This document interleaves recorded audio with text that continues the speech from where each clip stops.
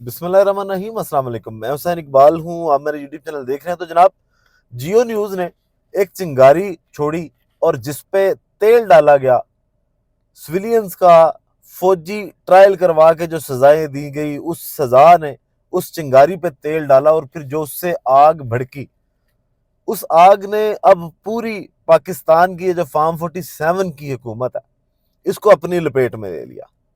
اور اب حالات یہ ہیں کہ جو بائیڈن انتظامیہ ہو یا پھر جو آنے والی امریکہ کی انتظامیہ، ٹرمپ انتظامیہ، وہ دونوں اب کھل کر عمران خان صاحب کے حق میں بھی بول پڑے ہیں، اور پاکستان میں جو کچھ بھی ہو رہا ہے اس پہ اب بیرونی دباؤ اس قدر شدت اختیار کر گیا ہے کہ حکومت جو ہے اس کے ماتھے پہ پسینے آ چکے ہیں۔ اب کیا ابھی بھی جو مسلم لیگ نون کا راوی ہے وہ یہی لکھ رہا ہے کہ ہر طرف چین ہی چین ہے، یا واقعی پاکستان مسلم لیگ نون میں اب تشویش کا جو ہے وہ اظہار پایا جاتا ہے، اور یہ لوگ سوچنے پہ مجبور ہیں کہ اب کدھر جائیں؟ آج کی جناب بڑی خبر یہ کہ یہ میں نے اس لیے کہا کہ جیو نیوز نے جو چنگاری چھوڑی، کیونکہ جب ڈونلڈ ٹرمپ نے رچرڈ گرینل کو اپنا مشیر جو ہے وہ منتخب کیا، تو جیو نیوز نے ایک ٹویٹ کیا، ایک سٹوری لگائی، اور اس میں کہا گیا کہ جناب ہم جنس پرست رچرڈ گرینل کو ڈونلڈ ٹرمپ نے اپنا ایلچی مقرر کر لیا، جس کے بعد ٹویٹر پہ جو رچرڈ گرینل ہیں ان کی جانب سے تگڑا رسپانس کیا گیا، اور ڈیلی بیسز پہ، ڈیلی کی بنیادوں پہ جو ہے وہ ٹویٹس آنے شروع ہوئے۔ اب حکومتی وزراء نے پہلے تو ان ٹویٹس پہ کوئی رپلائی نہیں کیا، وہاں سے جو کچھ بھی باتیں آتی رہیں، لیکن جب رچرڈ گرینل نے ان کی چھیڑ بنا لی، ان کو بلی کرنا شروع کیا، تو پھر ان کو لگا کہ نہیں، اب ہمیں رسپونڈ کرنا چاہیے۔ پھر بھی ٹویٹر پہ ان کو شاید ویسے رسپونڈ نہیں کیا گیا، لیکن پریس کانفرنس کا سلسلہ جو ہے، کیونکہ بات امریکہ سے شروع ہو رہی تھی، وہ وہاں پہ جا کے ان سے ہو نہیں رہا تھا، تو یہ پاکستان کے اندر بیٹھ کے، کیونکہ میڈیا اپنا بیٹھیں، کرسی لگائیں، بندے آئیں، آ کے پریس کانفرنس کریں اور آزادی کی رٹ لگائیں۔ تو اب جناب معاملات جو ہیں وہ ان ٹویٹس سے آگے نکل گئے، کیونکہ جب اتنے ٹویٹس آئے، اور کل آپ کو بتایا کہ حقیقی آزادی کا نعرہ لگا جو رچرڈ گرینل ہے ان کی وال پہ، اور انہوں نے وہ بھی ٹویٹ کیا، اور نیچے فری عمران خان، اور ہر چیز کے ساتھ اگر وہ فری عمران خان لکھ رہے تھے، تو یہ باتیں شروع ہو گئی تھی کہ کیا وہ ایسا تو نہیں ہے کہ اکاؤنٹ ہیک ہو چکا ہے یا کوئی فیک اکاؤنٹ نہ ہو، اس طرح کی باتیں کی گئی۔ لیکن آج ان ساری چیزوں سے بھی پردہ اٹھ گیا، جب رچرڈ گرینل جو ہیں انہوں نے آج ایک امریکی ادارے کو، جو سوشل میڈیا کا ادارہ ان کا، اسے انٹرویو دیا، اور اس میں جو باتیں کی، اس نے پھر سے حکومت کی جو بنیادیں ہیں وہ ہلا دیں، جو ٹھنڈے پسینے ہیں وہ دوبارہ سے حکومت کو آنے شروع ہو گئے۔ آج جناب رچرڈ گرینل صاحب نے اپنے انٹرویو میں یہ کہا کہ صدر ٹرمپ کی طرح عمران خان جو ہے وہ بھی بہت سے الزامات کا سامنا کر رہے ہیں، اور امریکی انتظامیہ نے 4 سال تک پاکستان کو نظر انداز کیا۔ پھر ایٹمی جو صلاحیت کے معاملات ہیں، جس پہ پاکستان کی 4 کمپنیوں پہ پابندیاں لگائی ہیں، اس پہ بھی انہوں نے بولا، اور انہوں نے کہا کہ دیر کی ہے، اور جو بائیڈن انتظامیہ وہ آخری 45 دن میں صرف یہ چاہ رہی ہے کہ وہ کچھ نہ کچھ اس طرح کا شو کروا دے۔ انہوں نے بڑی ڈھیل دے کے رکھی ہے پاکستان کو بہت سے معاملوں پہ، لیکن اب وہ اپنا جو حالات ہیں وہ ٹھیک کرنا چاہ رہے ہیں جاتے جاتے۔ پھر ساتھ انہوں نے کہا جناب عمران خان صاحب جو ہیں یہ سابق کرکٹر ہیں، روایتی سیاستدان نہیں ہیں، اس لیے صاف بات کرتے ہیں، اور ڈونلڈ ٹرمپ بھی جو ہیں وہ بھی بالکل اسی طرح وہ روایتی سیاستدان نہیں ہے۔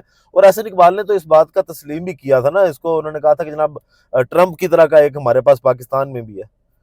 تو پھر انہوں نے یہ بھی کہا کہ میتھیو ملر نے جو فوجی عدالتوں والی بات کی تھی نا اس دن، جو انہوں نے کہا کہ جناب سویلینز کا ٹرائل جو آپ نے کیا ہے فوجی عدالتوں کے اندر، تو وہ چیزیں سمجھ نہیں آتی، آپ نے عالمی معاہدوں کی پاسداری نہیں کی۔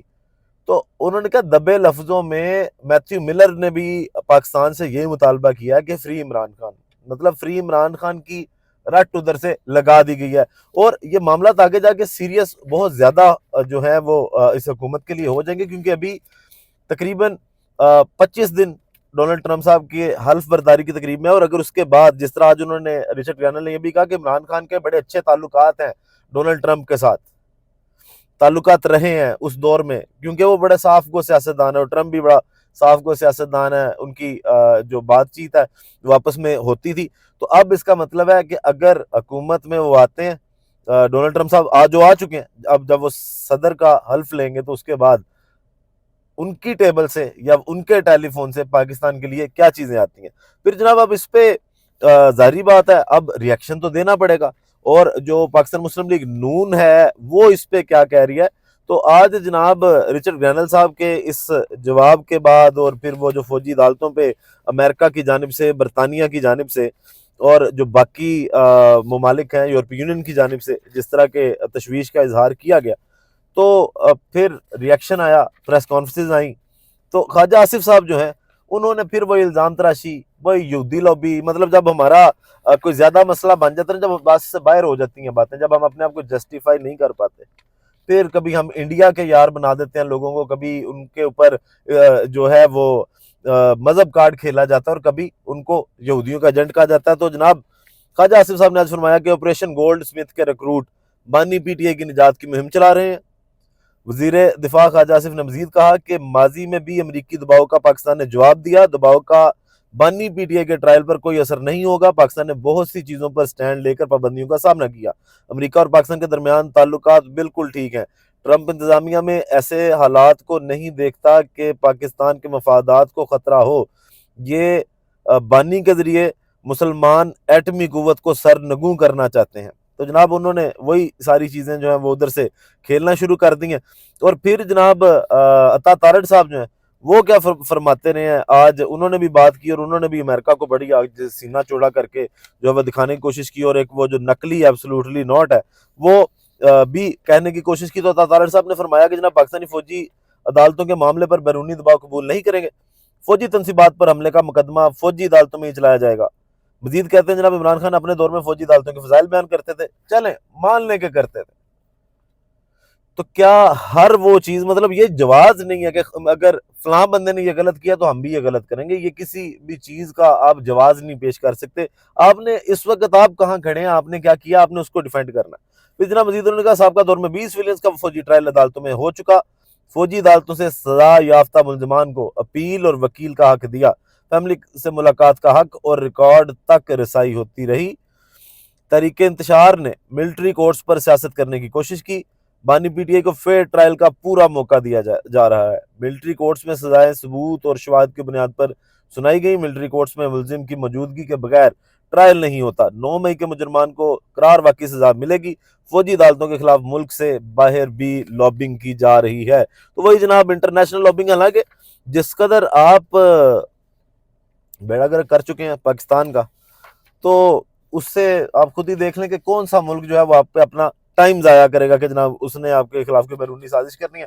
پھر جناب راوی جو ہے وہ شاید ابھی بھی مسلم لیگ نون دلاسے ڈھونڈ رہی ہے. حسین حقانی صاحب جو ایمبیسڈر رہے ہیں پاکستان کے امریکہ کے اندر، انہوں نے آج جناب بڑی تسلی دیا. 2008 سے 2011 تک غالباً یہ ایمبیسڈر رہے ہیں، اور انہوں نے آج حکومت کو تھوڑی سی تسلی دینے کی کوشش کی ہے کہ جناب نہ کچھ نہیں ہوتا، بیانوں سے کسی کی رہائی نہیں ہوتی. ہم نے بھی عافیہ صدیقی کے لیے جو ہے وہ آوازیں اٹھائی تھیں، لیکن امریکہ نے مسترد کر دی تھی. جناب وہ آپ کی کمزوری ہے. آپ امریکہ کو اب آپ یہ کہنا چاہ رہے ہیں، کل کے جو کہتے تھے کہ امریکہ کے وینٹیلیٹرز پہ ہیں، آج وہ امریکہ کو آنکھیں دکھانے کی کوشش کر رہے ہیں. جو امریکہ کے کہنے پہ رجیم چینج کر سکتے ہیں، آج وہ امریکہ کو آنکھیں دکھانے کی کوشش کر رہے ہیں.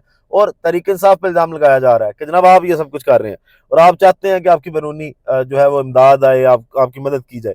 تو تحریک انصاف کا اس پہ جو ریئیکشن ہے، انہوں نے کہا کہ جناب تحریک انصاف کسی بھی ملک بشمول امریکہ کی مدد کی خواہش مند نہیں. اور یہ جناب بیرسٹر گور صاحب کی جانب سے کہا ہے، اور انہوں نے کہا کہ کسی ملک سے نہ درخواست کریں گے، نہ توقع رکھی ہے. عمران خان کی رہائی آئین اور قانون کے مطابق عدالتوں کے ذریعے ہوگی. اور شیخ وقاص اکرم صاحب نے اس پہ کہا کہ ہم ٹرمپ کے مشیر کے بیان پر شکر گزار ہیں، لیکن اس کا مطلب یہ نہیں کہ مداخلت چاہتے ہیں. اگر انسانی حقوق پر کوئی بیان دیتا ہے تو اسے خوش آمدید کہتے ہیں.